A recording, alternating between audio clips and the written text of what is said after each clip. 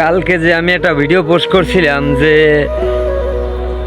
যে আমাদের এখানে একটু সমস্যা হয়েছিল, আমাদের গাড়ি নিয়ে থানায় নিয়ে গেছিলো সারানের জন্য। টাকা পয়সা চাই না, ডকুমেন্টস চাইছিল। তারপর আমাদের একটা পরিচয় চাইছিল যে তোমাদের বাসা কই আর তোমাদের ঠিকানাটা বলো। পরে আমরা ঠিকানা বললাম, বলার পর কইলো যে তোমাকে ইউপি সদস্যের নাম্বার দাও। আমরা করলাম কি যে আমাদের একজনে এক জায়গার ইউপি সদস্য, মানে যে যেখানের ওই জায়গার ইউপি সদস্যর নাম্বার দিল। তারপর ফোন দিল, ফোন দিয়ে একজন এক এক কথা বললো।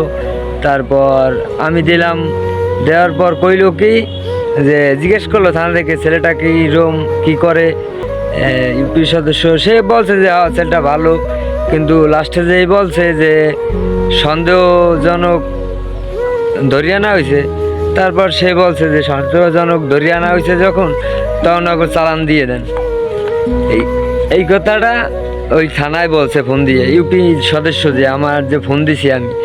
আর ওদের যে সদস্য ওরা বরিশালের কাউন্সিলর বা অন্য যে আনলে এইটা। কিন্তু আমি যে ফোন দিছি আমাদের কথা কইছে এইটা যে ওদের চালান দিয়ে দেন। এইটা আবার পুলিশে আমাদের বললো যে এই কয় তোরা বলে খারাপ না, তারপর তোদের কাছে গাড়ির কাগজপাতি আছে। তারপর কাগজপাতি দেখাইছি, দেখছে ডেট ফেল। তো যে চালান দিয়ে দেবে, চালানের কথা বলছে। আমরা তো ক্ষতি ছাড়া উপকার করি না তাদের, মনে হয় আমরা যে তাদের কখনো ক্ষতি করি না। আরও তাদের জন্য আমাদের অপদস্থ অনেক সময় মাইরও খাইছে নির্বাচনের সময় এক বিষয়।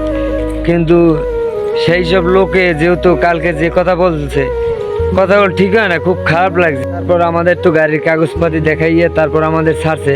কিন্তু যে বলছে এই কথাটা তো ঠিক হয় না। এখন কি বলবো, যে যার জন্য মার খেয়েছি নির্বাচনে, অনেক জন অপমান হয়েছি, মানে অনেক কিছু অ্যারেঞ্জমেন্ট হয়েছি, তারপরও তার পিছেরই নেয়।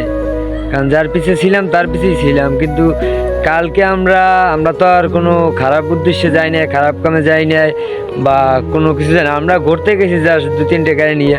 কিন্তু যে কথাটা যে বলছে যে থানায় দিয়ে ফোন দিয়েছে পর যে ওদের চালান দিয়ে দেন, তাইলে আমাদের তো নিচে সন্দেহজনক। কিন্তু চালান দেওয়ার কথাটা কওয়া ঠিক হয় না।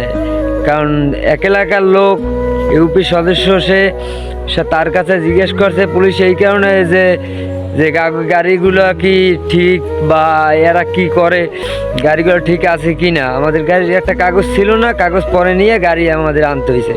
আমাকে তো আর টাকা পয়সা থানায় দেওয়া লাগে না বা কিছু করাও লাগে না। বরঞ্চ গৌনদী থেকে 2-3 ভাই বেড়াদার যাইয়া তারপর থানায় যেয়ে আমাকে বলছে যে এরা নির্দোষ, এরা দূরের, এগো তো কোনো দোষ পান না, এদেরকে ছাড়িয়ে দেন।